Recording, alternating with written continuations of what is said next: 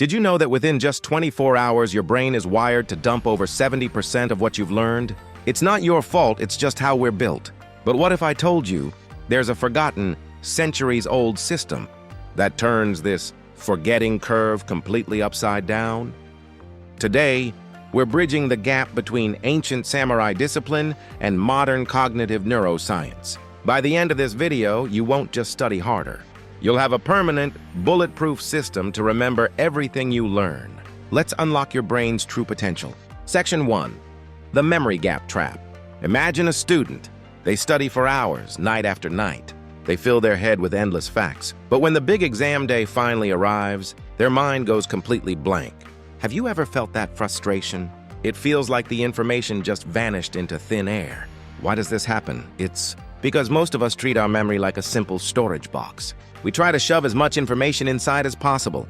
We highlight books, read notes, and watch endless lectures. But here is the catch. In Japan, students approach this differently. They don't see memory as a box to fill. They see it as a muscle to train. Think about your own schooling. Were you ever taught how to remember? Or were you just told to memorize? This cultural difference is massive. While many Western schools focus on input, Japanese education places a hidden emphasis on output. It's a complete shift in perspective. If you are still reading and rereading, you are missing the point. You are trapped in the memory gap. But don't worry, because the way out is simpler than you think. Are you ready to see why your current study habits might be the very thing holding you back? Section 2. Beyond the samurai active recall. Let's travel back in time. Deep in the heart of ancient Japan, young samurai warriors embarked on a journey called Musha Shugyo. They left their homes, traveled to unknown towns, and faced total strangers in life-or-death challenges. In the middle of a fight, there was no teacher to guide them. There was no manual to consult. They had to rely entirely on the training locked in their own minds. This is exactly what we call active recall. Most students study by looking at their notes. They look at the answer and think, yes, I know that. But that is not learning. That is just recognizing. True learning happens when you force your brain to pull that information out without any help. Think of it like a samurai drawing their sword. You don't get better by looking at your sword. You get better by swinging it. When you close your book and try to explain a concept from memory, your brain enters a state of productive struggle. This struggle is not a sign of failure. It is actually the sound of your neurons making stronger connections. Every time you struggle to remember a name, a formula, or a fact, you are building a deeper, more permanent path in your brain. Why do we avoid this feeling? Perhaps because it's easier to read than to recall. But remember, if it feels easy, you aren't really learning. You are just fooling yourself. Section 3. The neuroscience of struggle. Why does that struggle feel so uncomfortable? It's because our brains are naturally lazy. Evolution designed us to conserve energy, not to memorize textbooks. When you force your brain to recall, you are essentially telling it, this information is vital for survival. This is a biological signal. You are moving information from your temporary, working memory into your long-term storage. Imagine you are building a bridge. Reading a textbook is like looking at a picture of a bridge. It's nice to look at, but you can't walk across it. Recalling is the actual construction work. It involves moving the bricks, sweating, and making mistakes. This is what scientists call desirable difficulty. The more your brain struggles to find the answer, the more effectively it encodes that memory. This is the secret to moving beyond average performance. If you feel frustrated, don't stop. That frustration is the proof that you are actually learning. Think of a gym session. If you lift a weight that is too light, your muscles won't grow. The same applies to your mind. You need to push yourself to the point of mental fatigue. Once you embrace this, study time changes from a chore into a challenge. You aren't just storing data anymore. You are upgrading your brain's architecture. Section 4. The Kumon micro-step strategy. Now, what happens when you have a mountain of information to learn? You might feel overwhelmed and simply quit. This is where the Japanese Kumon method changes the game. It is world famous, but few people truly understand its philosophy. It is not about speed. It is about micro-steps. Instead of trying to master 10 chapters in a single night, you focus on one tiny manageable piece. If you start with a math problem that is too hard, your brain will reject it. But if you start with something easy, something you can do in 10 seconds, your brain will accept it. Each success gives you a small hit of dopamine. That makes you want to keep going. By By repeating these tiny wins, you build momentum without even realizing it. Think of climbing a high mountain. You don't jump to the peak. You take one step at a time. The Kumon method teaches you to trust the process of small, incremental gains. This is how students end up mastering complex algebra or kanji, without ever feeling burnt out. It is a system designed to keep your curiosity alive and your anxiety low. By focusing on the next small step, you remove the fear of failure. You stop looking at the top of the mountain and start enjoying the path beneath your feet. Section 5, Compound Interest of Learning. There is a secret power hidden in these micro steps. It is what mathematicians call compounding. Think about how money works in a savings account. A small interest rate, when left alone to grow, eventually creates a massive fortune. Your brain works exactly the same way. If you improve your knowledge by just 1% every single day, you are not just getting 365% better in a year. Because of the compound effect, you will be over 3,600% better than where you started. That is the true magic of the Japanese approach to mastery. Most people want instant results. They want to learn everything in a weekend. But when they fail, they give up. By using the micro-step strategy, you are choosing long-term wealth over short-term vanity. You aren't just memorizing, you are compounding your intelligence. This requires patience, of course. It might take a full week to finish one chapter. But here is the payoff. What you learn in that week will stay with you for years, not just for a few days. You are building a solid foundation, brick by brick. Every small win acts as a building block for the next one.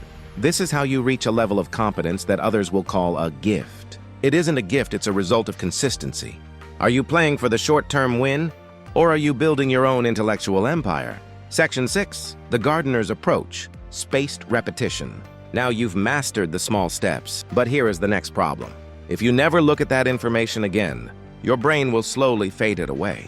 Think of it like a beautiful, fragile photograph left in the sun. It loses its color day by day. Japanese students solve this with a technique that works exactly like gardening. You wouldn't give a plant a whole bucket of water once, and then ignore it for a year. A plant needs a little bit of water at the right intervals to truly thrive. Memory is exactly the same way. Scientists call this spaced repetition. It is the art of reviewing information just as your brain is about to forget it. It is clear that Japanese students review the same concepts multiple times throughout their schooling, because they understand the biology of forgetting. You review today's lesson for 5 minutes before bed. Then you look at it again after 3 days, then after a week, and finally after a month. Every time you revisit the material after a break, the memory doesn't just stay, it gets stronger and harder to shake. It's like sharpening a blade. It takes a few seconds, but it keeps the edge razor sharp for a lifetime. Western students often cram everything into one night before the exam, which is a desperate attempt to cheat the forgetting curve. That approach fails every single time. Consistent, spaced review is the only way to become a master, gardener of your own knowledge. Section 7, Interleaving the Athlete's Mindset. Studying isn't just about repetition. It requires a strategic mix of subjects, which is known as interleaving. Imagine an athlete who only trains their arm muscles every single day. Their body would become unbalanced and prone to injury. But if they mix in running, push-ups, and squats, their whole body becomes powerful and resilient. Academic work follows the exact same principle. This is fundamentally different from multitasking, which is just doing 2 things poorly at once, like scrolling on a phone while trying to read. Interleaving means you study one subject at a time, but you switch between topics in short, focused blocks. You might study math for 25 minutes, then switch to physics for 25 minutes and finish with history. This constant switching forces your brain to stay alert and prevents it from getting bored or complacent. By shifting gears, your mind gets better at recognizing patterns and accessing information in different, unexpected situations. This flexibility is the ultimate advantage during exams, where questions can appear in any order. The brain actually prefers this variety because it keeps the neural pathways active and engaged. You are essentially cross-training your intellect, ensuring that your knowledge is not just stored, but remains sharp and ready to be used at a moment's notice. Section 8, The Protégé Effect.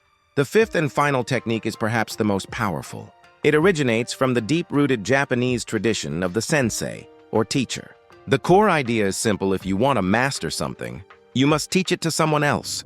This is not just about sharing information. It is one of the most effective ways to engineer your own understanding. When you explain a complex concept to another person, your brain is forced to organize the information into a logical structure.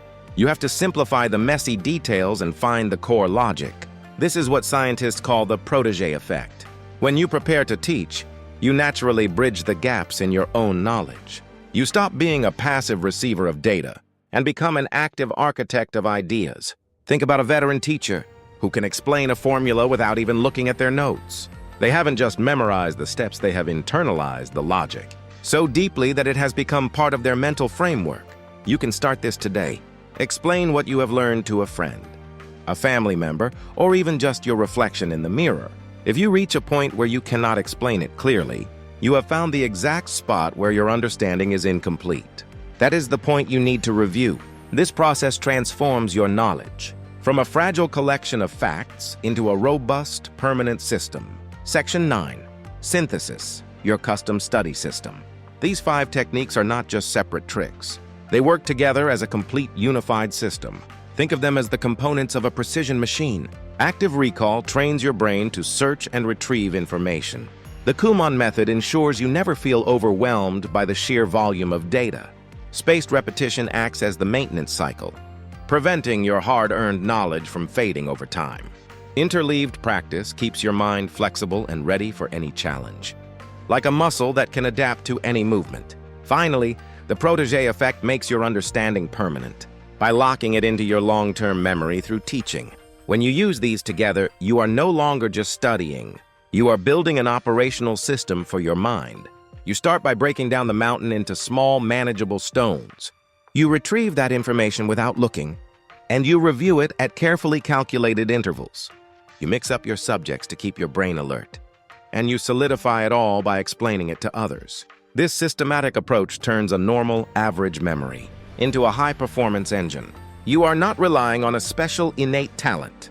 You are simply training your brain to work the way it was evolutionarily designed to function. By integrating these steps, you transform the way you consume, process, and retain information forever. Section 10. Your new operating system. We have covered a lot of ground today. You now have a complete toolkit for mastery. But the most important takeaway is this: learning is not a chore. You endure it as a skill you develop. Most people struggle because they are using an outdated operating system for their brain. They try to force information in, they avoid the struggle, and they ignore the biological necessity of repetition. By adopting this Japanese-inspired system, you are upgrading your mental hardware. You are shifting from being a passive consumer of information to becoming an active creator of knowledge. Consistency is your best friend in this journey. You do not need to be a genius to remember everything. You just need to be more systematic than the person next to you. Start small, stay persistent, and trust the process. You are building a level of intelligence that will serve you for the rest of your life. This is not about passing a test. It is about reclaiming control over your own potential. Your brain is the most complex, capable tool you will ever own. It is time you learned how to use it to its fullest capacity. Now the rest is up to you. Take these tools, implement them today, and watch your ability to learn transform.